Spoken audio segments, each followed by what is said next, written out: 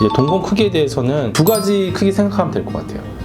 우리가 결국에는 광학부, 실제로 레이저 같은 경우는 각막을 깎는 면적이 되겠고, 렌즈 삽입술 같은 경우는 광학부가 있죠. 옵틱존이라는 부분이 있는데 그 부분이 얼마나 크냐를 따지는데, 레이저 같은 경우는 저도수에서는 당연히 레이저를 넓게 할 수 있기 때문에 크게 문제가 없는데, 고도수인 경우에는 절삭량을 많이 하면 안 되기 때문에 당연히 광학부를 줄일 수.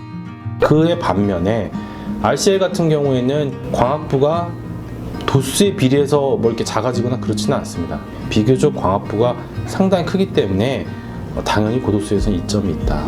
두 번째는 멀리 태양이 빛을 와서 어떤 사물을 본다는 거는 우리 눈 안에서는 사실은 각막과 그 다음에 그 렌즈를 통과해서 한 점, 황반에 이렇게 모이거든요. 그래서 우리가 사람이 보는 건데, 당연히 그래서 빛이 넓어졌다가 점점 좁아지는 수밖에 없어요, 사실은. 그러면 각막 쪽에 있는 광학부의 크기하고 조금 더 안쪽에 있는 광학부의 크기는 당연히 다를 수밖에 없습니다. 왜냐하면 빛이 점점 모아지니까. 그래서 안쪽으로 가면 갈수록 똑같은 광학부라고 해도 큰 효과가 나는 거죠. 실질적인 광학부라고 하는데 그거를.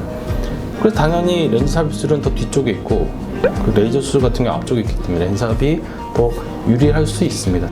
를 보시면 렌즈 파워, 그러니까 도수가 몇 디옵터냐에 따라서 광학부의 크기가 정해져 있습니다. 예를 들어서 마이너스 9디옵터 정도까지는 5.8mm라고 되어 있죠. 그러면 5.8mm면은 레이저에 비해서 광학부가 굉장히 작은 거 아니야 이렇게 생각할 수 있지만, 실제로 우리가 레이저를 하는 곳 위치와 ICL을 하는 위치가 다르기 때문에 전혀 다릅니다. 무슨 말이냐면, 레이저 같은 경우는 각막 위치에서 수술을 하게 되죠.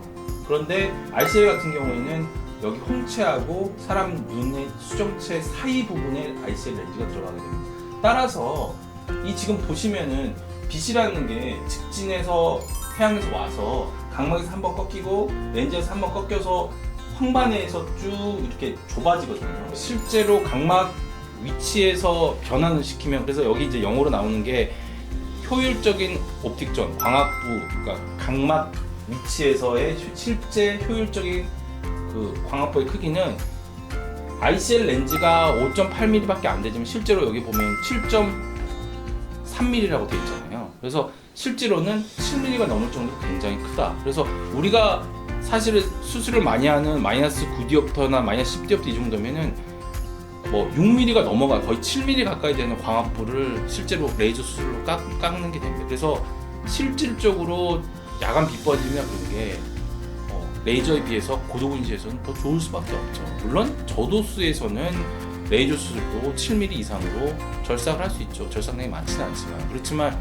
뭐 수술하시는 분들이 다 저도수만 오시는 분들이 아니고, 또 특히나 ICL 같은 경우 고도수가 더 많기 때문에 ICL 같은 경우에는 동공 크기에 맞춰서 수술하는 건 아니지만 광학부 자체가 레이저하고 비교될 수 없을 만큼 실질적으로 크다, 이렇게 말씀드릴 수 있겠고, 그거에 관한 또 논문들이 상당히 많이 나와 있는 걸로 찾아볼 수 있습니다.